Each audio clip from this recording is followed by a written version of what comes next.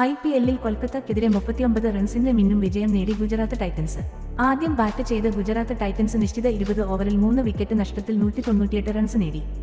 മറുപടി ബാറ്റിംഗിൽ 20 ഓവറിൽ 8 വിക്കറ്റ് നഷ്ടത്തിൽ 159 റൺസിലെത്താനേ കൊൽക്കത്ത നൈറ്റ് റൈഡേഴ്സിന് സാധിച്ചുള്ളൂ. ടോസ് നേടിയ കൊൽക്കത്ത നൈറ്റ് റൈഡേഴ്സ് ബൌളിംഗ് തിരഞ്ഞെടുത്തു. ആദ്യ വിക്കറ്റിൽ ഗില്ലും സുദർശനും ഗുജറാത്തിനായി മികച്ച തുടക്കമാണ് നൽകിയത്. ഇരുവരും ചേർന്ന് ആദ്യ വിക്കറ്റിൽ 114 റൺസ് പിറന്നു. 36 പന്തിൽ 6 ഫോറും 1 സിക്സറും സഹിതം സായി 52 റൺസെടുത്ത് പുറത്തായി. 55 പന്തിൽ 10 ഫോറും 3 സിക്സറും സഹിതം ഗിൽ നേടിയത് 90 റൺസാണ്. മൂന്നാമതായി ക്രീസിലെത്തിയ ജോസഫ് ബട്ട്ലർ 23 പന്തിൽ പുറത്താകാതെ 41 റൺസെടുത്തു. 8 ഫോറുകളാണ് ബട്ട്ലറിന്റെ ബാറ്റിൽ നിന്ന് പിറന്നത്. മറുപടി ബാറ്റിംഗിൽ വിജയലക്ഷ്യത്തിലേക്ക് പോന്ന ബാറ്റിംഗ് ആയിരുന്നില്ല കൊൽക്കത്തയുടെ ബാറ്റർമാരുടെ ഭാഗത്തു നിന്നുണ്ടായത്. 36 പന്തിൽ 5 ഫോറും 1 സിക്സറും സഹിതം ക്യാപ്റ്റൻ അജിങ്ക്യ രഹാനെ 50 റൺസെടുത്തു. എന്നാൽ മറ്റ് ബാറ്റർമാരുടെ സംഭാവനകൾ വലിയ ഇന്നിംഗ്സിലേക്ക് നീങ്ങിയില്ല.